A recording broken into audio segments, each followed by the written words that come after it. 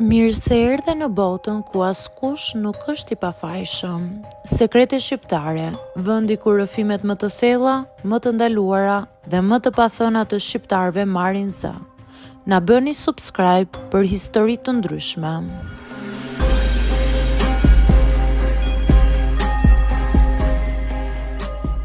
Jam 50 vjeç dhe nuk jam krenar që çdo zgjedhje e kam bërë në mënyrë të gabuar.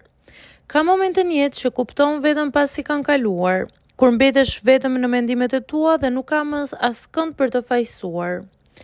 Isha në një periudhë shumë të çuditshme. Martesa kishte kohë që ishte kthyer në bashkëtesë të ftohtë. Puna po më ecte, por nuk më jepte më satisfaksion.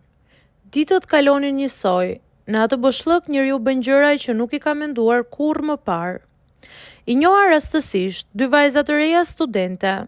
Nuk ishim asgjë të përbashkët përveç faktit që secili po kërkonte diçka tjetër nga ajo situatë.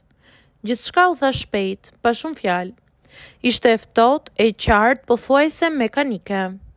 Nuk kishte fare romancë, nuk kishte ndjenja, vetëm një marrëveshje që më vonë do të më rëndonte më shumë se sa e mendoja në fillim.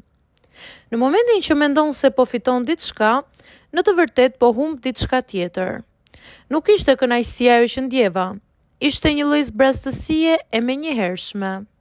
Një ndjenjë sikur po shikoja veten nga jashtë dhe nuk më pëlqente fare ajo që shihja. Ato vajza nuk ishin personazhe në një histori timen. Ishin njerëz me jetët e tyre, me nevojat e tyre. Dhe unë, me gjithë moshën time, me gjithë përvojën time, e kuptova se po përdorja një situatë për të mbuluar mungesat e mia. Kur u ndava prej tyre dhe u ktheva në shtëpi, shtëpia më duke edhe më e ftohtë se më parë.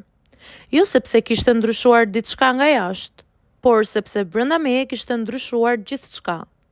Nuk ndjeva fitore, ndjeva turp, jo nga ajo që bëra, por nga arsyeja pse e bëra. Sot kur e kujtoj, nuk e tregoj si histori për të mburur.